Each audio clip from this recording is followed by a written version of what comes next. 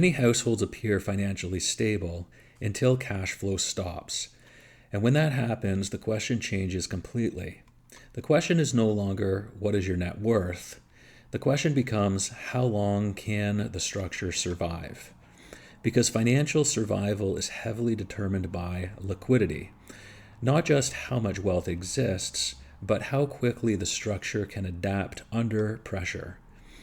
And this is one of the most misunderstood concepts in personal finance, because many financially stressed households are not necessarily poor, they are illiquid.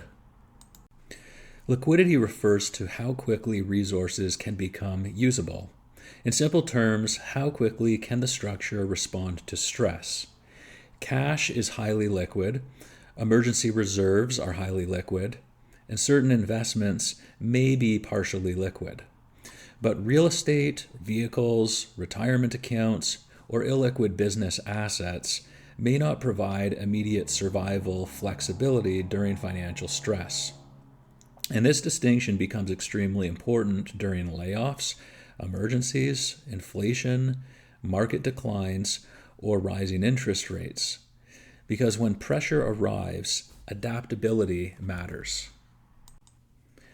One of the biggest financial misconceptions is this: high net worth automatically creates security. But financially, that is not always true. Because a household may own expensive property, investments, vehicles, retirement assets, or business interests, while simultaneously having very little accessible liquidity. This creates structural fragility, because the household may be forced into selling assets, borrowing, increasing debt, or making poor long-term decisions simply to survive short-term pressure. And this is why liquidity acts like financial oxygen. You rarely think about it until the structure desperately needs it. Liquidity ultimately determines survival time, and survival time creates decision-making flexibility. Because a household with 6 months of reserves behaves very differently than a household with 2 weeks of reserves.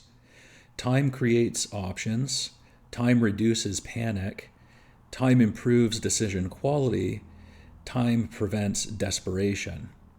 And this is one of the hidden reasons financially resilient households often make better long-term decisions, because liquidity creates psychological stability, not just financial stability. Liquidity cannot be analyzed independently from fixed costs, because survival time depends heavily on how expensive the structure is to maintain.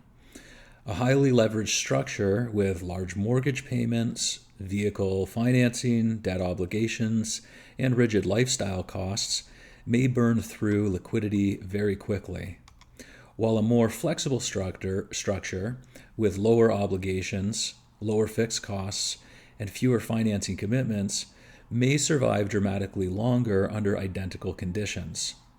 This is one of the reasons flexibility matters so much in household financial architecture, because low rigidity increases resilience. Now, liquidity is not just conceptual, it can also be measured. And this is where we begin introducing one of the most important ideas in financial analysis, financial ratios. In corporate finance and banking, liquidity ratios are used to evaluate whether a structure can survive short-term obligations. And we can adapt these same concepts to household financial architecture. The current ratio, for instance, measures how many short-term resources exist relative to short-term obligations. In a household context, this may include cash, emergency savings, liquid investments, accounts receivable from contract work, short-term income receivables, or other assets likely to become usable in the near future. Compared against upcoming bills, debt obligations, short-term liabilities, and required payments. A simplified household version might look as follows. Current ratio is equal to liquid and near liquid assets divided by the short-term obligations, which you find on your net worth statement. The higher the ratio, the greater the household's short-term flexibility. But the quick ratio becomes even more conservative because now we remove less immediately accessible resources. This ratio focuses primarily on cash, emergency funds, and highly liquid investments. The idea becomes, how quickly can the household respond immediately? A simplified household version might look like a quick ratio equaling cash plus emergency savings plus liquid investments divided by the short-term obligations. This ratio is often a much stronger indicator of true survival flexibility. Now notice what happens when a household builds an emergency fund.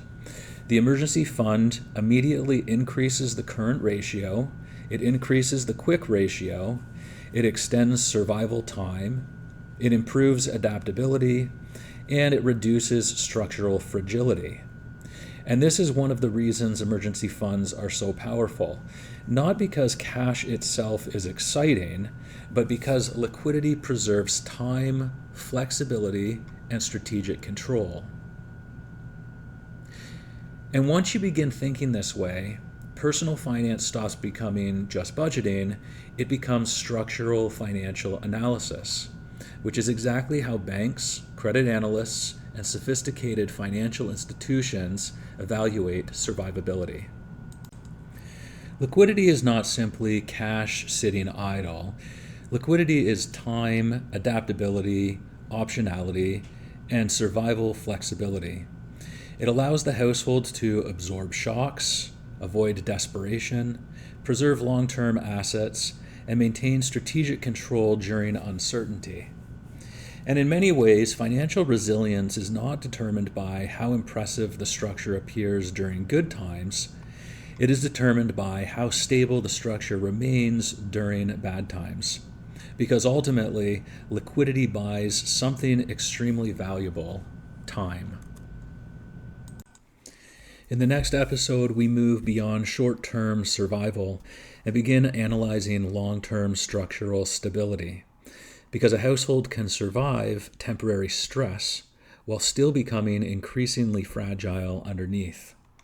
And that brings us to one of the most important concepts in household financial architecture: solvency. Because the real question is not simply, can the structure survive today or tomorrow? But the real question is, can the structure remain stable over time and into the long term?